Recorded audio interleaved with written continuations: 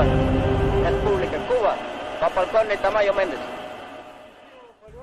Yo nací en la ciudad de Guantánamo, allá en la oriental provincia del Antiguo Oriente, hoy provincia de Guantánamo, de una familia muy humilde y pobre, ¿no? Huérfano, desde temprana edad, desde 8 meses, de lo cual me crié en el seno de mi abuela materna y de mis tíos por parte de madre.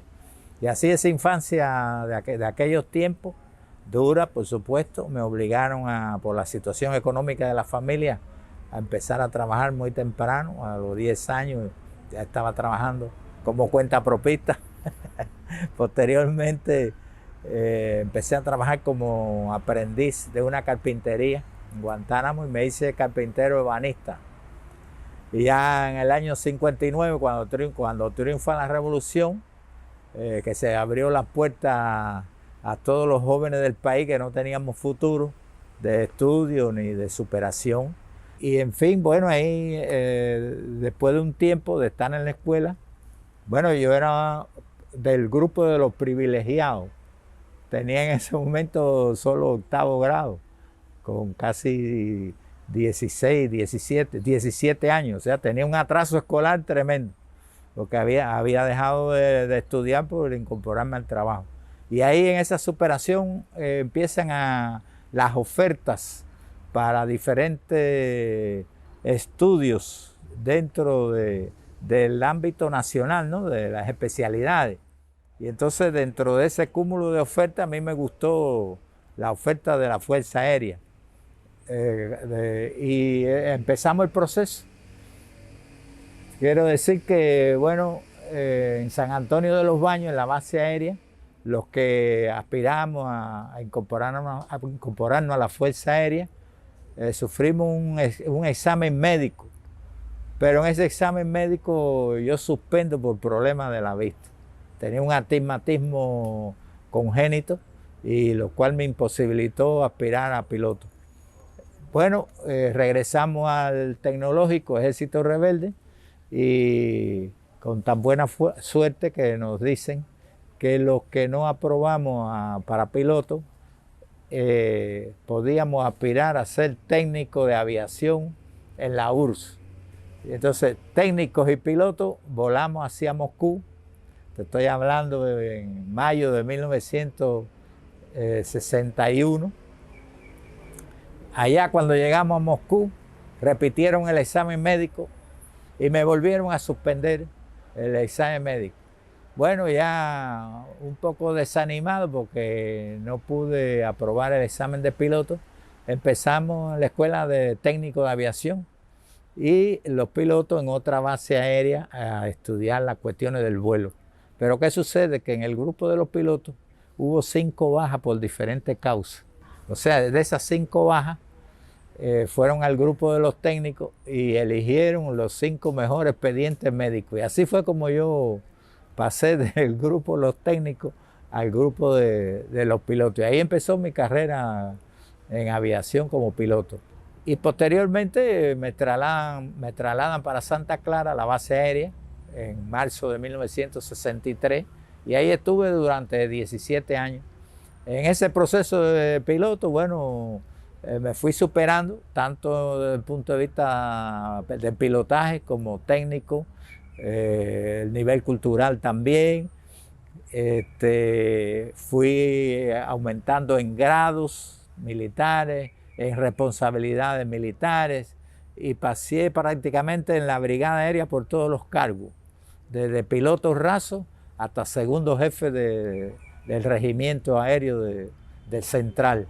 Y así, bueno, fui acumulando experiencia, fui acumulando horas de vuelo, hasta que, bueno, viene la oferta para los candidatos a futuro cosmonautas.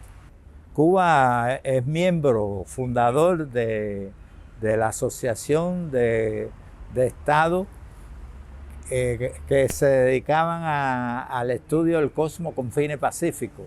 Que ese programa se denominó Programa Intercosmos, que se crea desde 1967. que agrupaba a todos los países socialistas.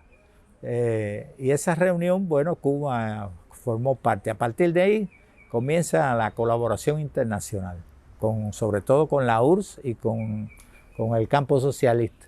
Y ya en 1900, te estoy hablando, 76, a través de todo un proceso de negociaciones, se firma un convenio para futuros vuelos espaciales dentro del programa Intercosmos.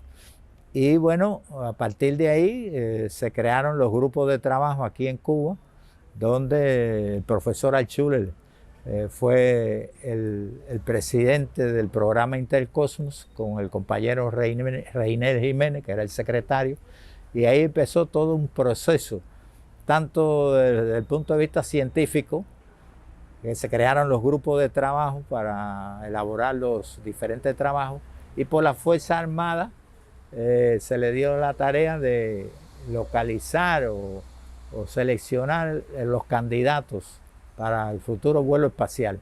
Y es así como se llega a las unidades nuestras, una convocatoria para el futuro cosmonauta en todas las unidades de la Fuerza Aérea, con varios requisitos. O sea, no eran todos los pilotos. El principal requisito era la experiencia como piloto con más de 10 años de experiencia. Eso quiere decir que era un piloto, debía ser un piloto de 10 años, o de primera clase o segunda clase, acumulando determinada experiencia. Otro requisito fue la parte médica, ¿no? Apto desde el punto de vista médico, la preparación física, la preparación técnica, profesional en sentido general, y la disciplina aérea, por supuesto. Todo el que tuvo accidente o premisa de accidente grave provocada por errores, ese quedaba fuera. Otro requisito indispensable era saber hablar ruso. Ahí lo que estudiamos en la Unión Soviética, tuvimos ventaja con relación a otros pilotos, muy buenos también, pero no sabían hablar ruso. Los que aspiramos a cosmonautas formamos un grupo inicial de 41 pilotos. Era lo que reuníamos esos requisitos. De ahí empezó una decantación, ¿no? Periódicamente se fueron analizando, primero un chequeo médico, el grupo se redujo a 19, después otro chequeo médico con una comisión soviética que vino, quedamos 9. Esos 9 tuvimos un periodo de preparación aquí en Cuba, estudiando, o sea, repasando el ruso, la matemática, la física, etcétera, la preparación física como tal, y posteriormente la Comisión Nacional y la Fuerza Aérea, la Defensa Antiaérea y Fuerza Aérea, seleccionaron de esos 9 a 4. Por supuesto, nosotros ajenos a las decisiones que se estaban tomando. Y esos 4 viajamos a Moscú. Y ahí sufrimos varios experimentos, varias pruebas que en Cuba no eran posibles. De los 4 aprobamos 3. Un compañero no aprobó por problemas, presentó dificultades. Regresamos a Cuba, ya te estoy hablando de enero del 78. La comisión esta nacional se reúne nuevamente y de los 3 pilotos que aprobamos, eligieron al compañero capitán José Armando López Falcón y a mí. En marzo de 1978 comenzamos la preparación en el Centro de Preparación de Cosmonautas, que lleva el nombre de Yuri Gagarin, a una distancia no muy lejana de Moscú. Y allí, bueno, durante 2 años y medio, tanto José Armando como yo, empezamos la preparación. Culminó esa preparación con el resultado satisfactorio. Los dos nos preparamos con 2 equipos diferentes. Yo era reserva de José Armando y José Armando era reserva mío. Y al final de esa preparación, las dos tripulaciones, compuestas por el cosmonauta experimentado Runov, soviético, y José Armando, y Romanenko Tamayo, con otro equipo de instructores, ingenieros, médicos, y paralelamente sufrimos esa preparación. Y al final, bueno, la decisión fue producto de análisis que se hizo tanto desde el punto de vista de la preparación como de las experiencias del vuelo de ambas tripulaciones, se decidió que el vuelo lo realizara Romanenko y Tamayo. Y bueno, esa decisión se realizó un tiempito no muy lejano antes del vuelo, y después marchamos hacia Baikonur, y allí, bueno, el 18 de septiembre comienza el histórico vuelo donde la ciencia cubana se puso de manifiesto con una alta calidad al presentar numerosos trabajos. Nos preparamos para todo, pero para lo único que no pudimos prepararnos fue para enfrentar las inclemencias, pudiéramos decir, de la falta de la gravedad, o la situación de la falta de gravedad en el organismo humano. Y eso solo se experimenta cuando uno enfrenta la situación de impesantez, como dicen algunos autores, ingravidez, gravedad cero, como se le quiera llamar. Eso es un medio hostil al organismo humano. Cuando uno pasa la barrera de los 110 kilómetros de altura, empieza ya a influir en las personas la falta de gravedad. Cuando nosotros ya nos encontrábamos en esas condiciones de falta de gravedad o gravedad cero, el organismo empezó a cambiar su trabajo, sobre todo el sistema cardiovascular, el sistema vestibular que está en el oído medio. Hubo inapetencia, hubo insomnio al inicio, hubo mareos, hubo náusea, bueno, yo calculo que en los 3 primeros días del vuelo yo perdí alrededor de un 40% de la capacidad laboral, intelectual. Me sentía muy mal, y las tripulaciones que empiezan sufren, o sea, un proceso normal de adaptación. En el caso mío casi fueron 3 días en esas condiciones, y a partir del tercer día tuve una mejoría total y ya me sentía como en las condiciones de la tierra. Pero fue un proceso también fuerte, ese 3 días primero de adaptación a la falta de gravedad, que gracias al trabajo conjunto de Romanenko, Ryumin y Popov, que ya llevaban 180 días en el vuelo, los experimentos no se pararon, se continuaron. A pesar de esa inestabilidad en el organismo mío, yo tuve que seguir trabajando, no se paró. Se hicieron muchos trabajos a través de las instituciones científicas, de las universidades. Eran decenas y decenas de trabajos, pero se seleccionaron 41 trabajos científicos que podían realizar el vuelo Halcón. Pero por un problema de centraje y peso, de posibilidad de la nave, solo se seleccionaron 21 trabajos, tanto médico-biológico como de la teledetección de los recursos naturales de la Tierra, como físico-técnico, como trabajo relacionado con el comportamiento psicológico de la tripulación. O sea, fueron las esferas fundamentales de los trabajos que se llevaron a cabo. Experimentos muy fundamentales, como fue el crecimiento de cristales, monocristales de metales sólidos, el crecimiento de monocristales de azúcar. Se hizo por primera vez en el espacio un electroencefalograma que se le denominó Cortes. Hubo un experimento para eliminar o minimizar las influencias de la gravedad en las extremidades inferiores a través de un experimento que presentó la medicina deportiva. Y así, en total, 21 trabajos que tuvimos que realizar en el vuelo. Tuvimos que aprender de todos esos procesos dentro de la preparación general, lo cual nos obligó a estudiar mucho de física, de procesos de intercambio molecular entre las materias que nosotros llevamos. O sea, todo un proceso bastante complicado. Después de recuperado, terminamos con todos los experimentos, con todos los trabajos que llevábamos de ciencia, pero fue también un momento muy difícil, desde el punto de vista físico, ¿no? Pero al final, bueno, el organismo humano es muy inteligente. Termina con una adaptación, con una... Ya después, yo decía, pero 2 años y medio para venir a volar solo 8 días, ¿por qué no extendemos más el vuelo? Pero bueno, el programa no lo permitía, eran exactamente, ya se había planificado la hora del regreso, el lugar de aterrizaje, y no se podía violar el programa con relación al tiempo. Después, bueno, al regreso hay otro proceso de readaptación, porque ya en 7 días, casi 8 días de vuelo, el organismo se adaptó a la falta de gravedad. Pero al regreso se sufre a la inversa.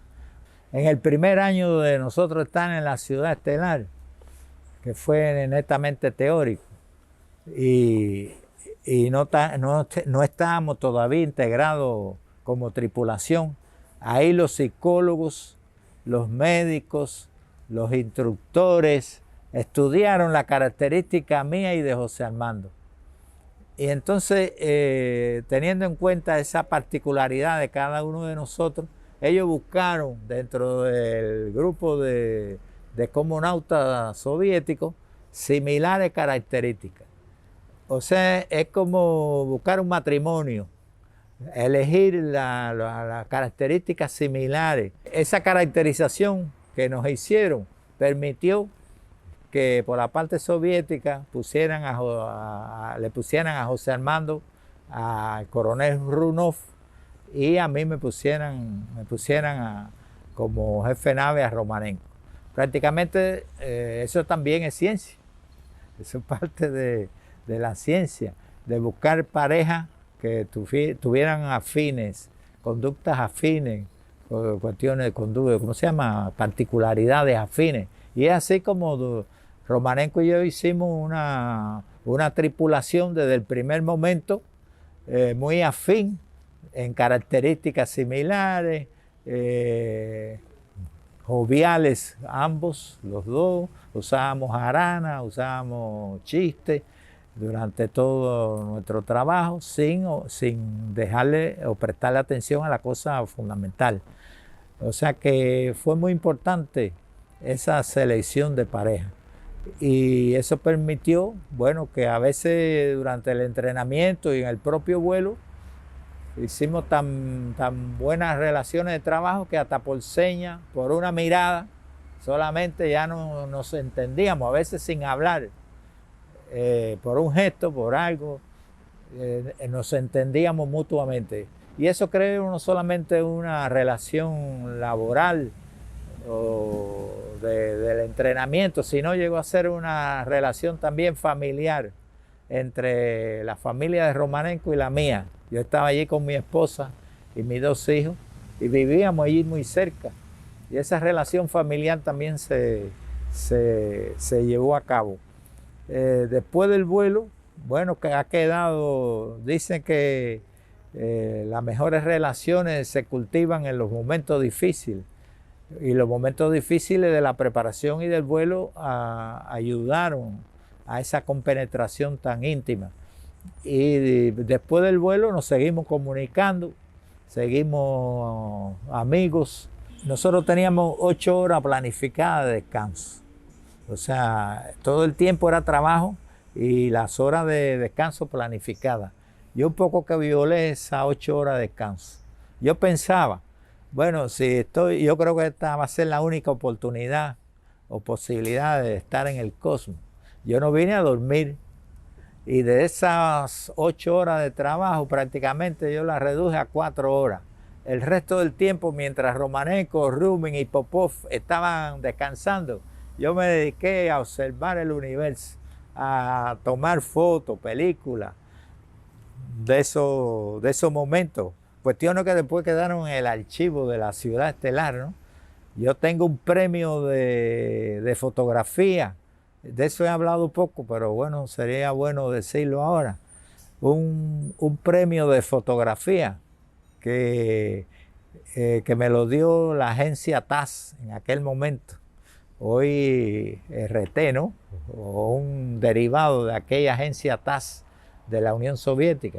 donde yo fijé la cámara, una cámara Pentacon era, me acuerdo la marca, la fijé y cada 20 segundos le tiré una foto al sol, desde que salió en el horizonte de la Tierra hasta que pasó unos 20 grados del horizonte.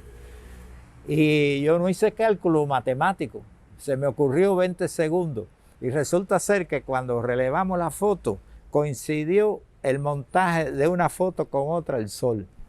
Y fue como si fuera un solo sol así, saliendo, ¿no? Hasta que ya lo dejé de seguir. Y eso causó sensación, aunque teníamos una órbita cercana, entre 450 y 500 kilómetros, oscilamos ahí.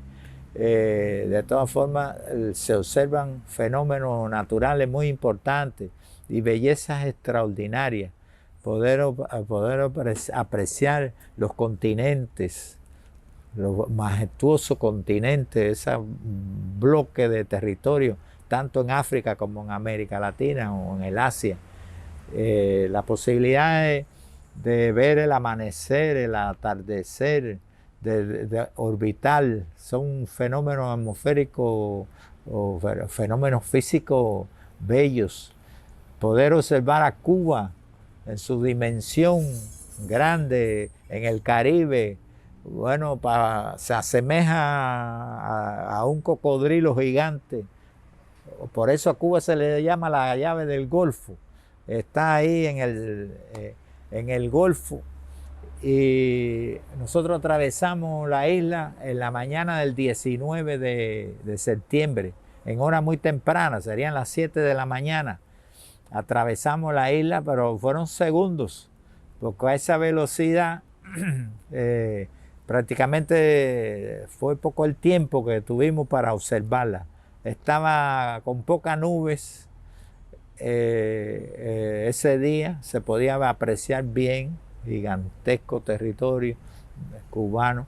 Después la pudimos observar otras 2 veces, pero de noche, porque las órbitas cambian, los horarios cambian. Pero esa mañana del 19 de septiembre fue un momento muy emocionante, porque pudimos primero, cuando por los equipos de navegación nos percatábamos que íbamos a atravesar la isla, y cuando ya estábamos cerca, Romanesco y yo corrimos para las claraboyas y efectivamente la localizamos con una alegría tremenda. Bueno, ahí terminamos con un abrazo, con una alegría tremenda. Hay un dicho soviético, y eso es de la Fuerza Aérea. Por eso es tanta insistencia en la preparación de las tripulaciones, que cuando en el vuelo, en tierra, tú conoces el 100%, en el vuelo eso se reduce a un 90%, porque viene el estrés, viene la tensión, vienen los problemas dinámicos de la velocidad de los aviones como del cohete.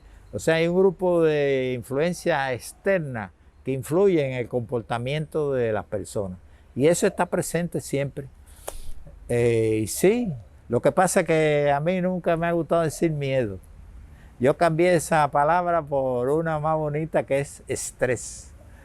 Hay momentos de mucho estrés, tanto en el despegue como en el vuelo, como en el aterrizaje, pero uno vence.